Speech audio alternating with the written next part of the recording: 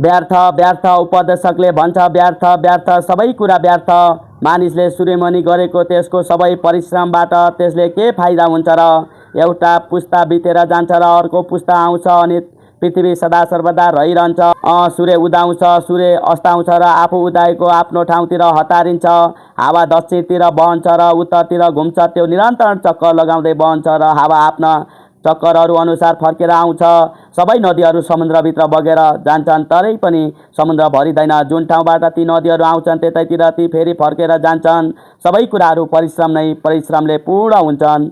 मानिसले त्यो व्यक्त गर्न सक्दैन, हेरेर आँखा तृप्त हुँदैन र सुनेर कान अगाउँदैन।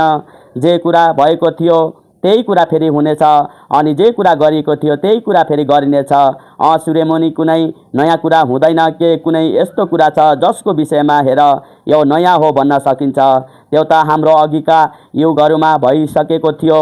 पहिलेका कुराहरूको सम्झना हुँदैन र पछि आउनेहरूलाई पछिबाट हुने कुराहरूको सम्झना पनि हुँदैन। आमेन। प्रेज द लर्ड।